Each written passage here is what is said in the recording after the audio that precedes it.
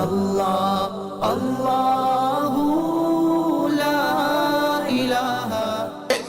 معین الملت والدین عطائے رسول ہند الولی حضرت خواجہ معین الدین چشتی اجمیری رحمت اللہ تعالی علیہ، آپ فرماتے میں حج کے لیے گیا، جب میں منی مزدلفہ عرفات میں گیا تو ایک آدمی کو میں نے لبیک کہتے دیکھا، عقیدہ مسلمان کا کہ میرا رب ایک ہے، میرا رب ایک ہے، میرا رب ایک ہے، میرا مالک ایک ہے، وحدہ لا شریک ایک ہے میرا اللہ۔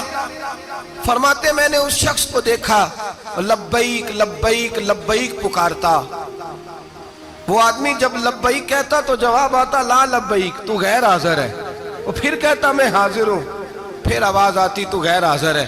حضرت خواجہ معین الدین اجمیری علیہ رحمہ فرماتے ہیں میں نے مجمع سے بازو پکڑ کے باہر نکالا اور میں نے کہا بھائی تجھے پتا ہے جب تو لبیک کہتا ہے تو جواب آتا ہے لا لبیک، تو غیر حاضر ہے، تجھے پتا ہے؟ آپ فرماتے ہیں وہ رو پڑا، کہنے لگا معین الدین مجھے پتا ہے۔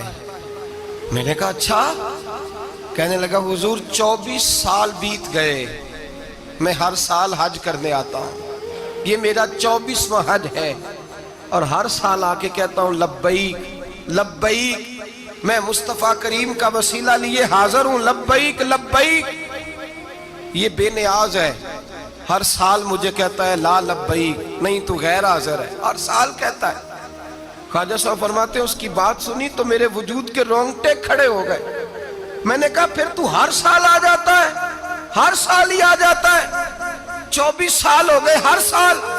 تو فرماتے اس نے توحید بیان کی تو میری چیخیں نکل گئیں، میدان عرفات میں کھڑے ہو کے اس نے توحید کا اعلان کیا تو میرا وجود تڑپنے لگا، آہیں اور سسکیاں نکلنے لگیں۔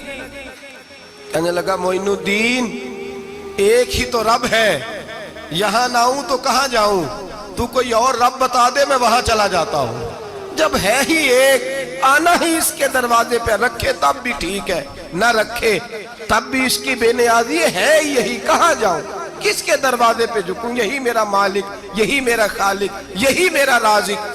خواجہ صاحب فرماتے میں وہاں کھڑا تھا، حاطف غیب سے آواز آئی معین الدین تو پیچھے ہٹ جا، یہ میرا اور میرے بندے کا معاملہ ہے، تو اس کے بیچ نہ آ، اگر میں نے ایک دفعہ بھی کہہ دیا کہ تو حاضر ہے تو یہ اگلے سال آئے گا نہیں، مجھے اس کا آنا پسند ہی بڑا ہے، 24 سال ہو گئے، جس کا بھی حج قبول فرمایا ہے اس کی لبیک کی برکت سے قبول فرمایا۔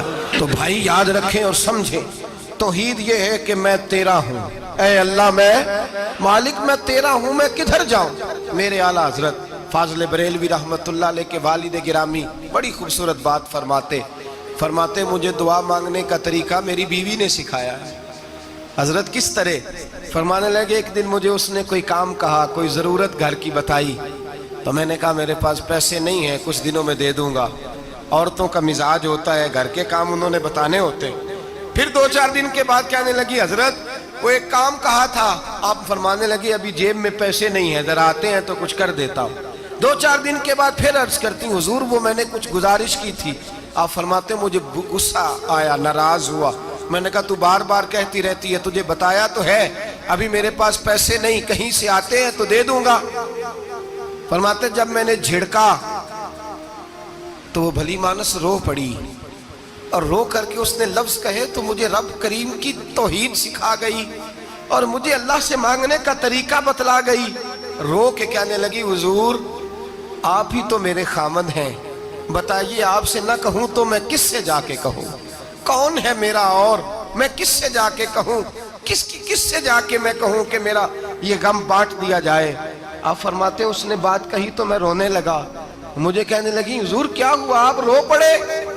تو میں نے کہا سمجھ آ گئی ہے، جب میں بھی کہوں گا نا مولا میں بڑا پریشان ہوں، میں دکھی ہوں، میں تکلیف میں ہوں، میں آزمائش میں ہوں، میں بیمار ہوں، اے اللہ میں اولاد کی وجہ سے پریشان ہوں، اے اللہ میں جوان بیٹی کے سبب سے پریشان ہوں، اے اللہ میں فلاں تکلیف سے پریشان ہوں، اے اللہ امیر زبانہ میری غربت کا مذاق اڑاتا ہے، اے اللہ جائیدادوں والے مجھ بے گھر کو ستاتے ہیں، اے مولا زمانے کی تیز دھوپ آ گئی ہے، تو ہی میرا رب ہے، بتا تجھے نہ کہوں تو کس سے کہوں، تیری بارگاہ میں عرض نہ کروں تو کدھر جاؤں، تیرے حضور ناز نہ ہوں تو کہاں جاؤں۔ فرماتے ہیں جب میں یوں رو کے دعا کروں گا تو عرش کا مالک یقیناً دروازے کھول کے فرمائے گا میرا بندہ جو مانگتا ہے اسے فوراً عطا فرما دو، جو کہتا ہے اسے دے دو۔ بھائی تو اللہ کی بارگاہ میں جھکے گا، جب تو اللہ کے توحید کا تجھے رزلٹ یہ ملے گا کہ جگہ جگہ جھکنے سے تو بچ جائے۔ دوسرا فائدہ توحید کا یہ ہوتا ہے کہ عالمگیر سوچ پیدا ہوتی ہے۔ عالمگیر توحید باری تعالیٰ کا معنی یہ ہے کہ ساری کائنات کو رب نے پیدا فرمایا ہے۔ نبی پاک نے فرمایا الخلق وعیال اللہ فاحب الخلق الی اللہ ما احسن الی عیالہ، ساری مخلوق اللہ کا خاندان ہے اور اللہ اس بندے سے محبت کرتا ہے جو اس کی مخلوق سے پیار کرتا ہے۔ یہ سوچ پیدا ہوگی، سوچ۔ جب تو اللہ تبارک و تعالیٰ کی توحید کو مانے گا تو پھر تیری توجہ جائے گی کہ تیرے نبی پاک نے فرمایا ہے سارے انسانوں کو اللہ نے بنایا ہے، کوئی اجمی نہیں، کوئی عربی نہیں، کوئی گورا نہیں، کوئی کالا نہیں، کوئی اونچا نہیں، کوئی نیچا نہیں، کوئی غریب نہیں، کوئی امیر نہیں، ایک ہی صف میں کھڑے ہو گئے محمود و ایاز۔ نہ کوئی بندہ رہا نہ کوئی بندہ نواز، بنداؤں صاحبوں محتاج و غنی ایک ہوئے اور تیری سرکار میں پہنچے تو سبھی ایک ہوئے۔ فرمایا جب تو اللہ کو مانے گا پھر اللہ کی ساری مخلوق سے تو پیار کرے گا اور پھر تو بندوں کی طرف سے بے نیاز ہو جائے گا۔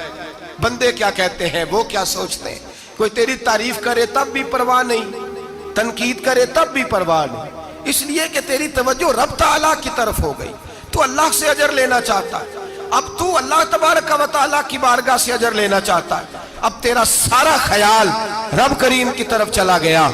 اب تو یہی کہے گا کہ بس میرا رب راضی ہونا چاہیے۔ تو مخلوق سے پیار کرے گا، تو چھوٹے چھوٹے لوگوں سے محبت کرے گا، تو اشک شوئی کرے گا، غریب پروری کرے گا، اس لیے کہ تو سمجھتا ہے ساری مخلوق اللہ تبارک و تعالیٰ کی پیدا کردہ ہے، میں نے پیار کرنا۔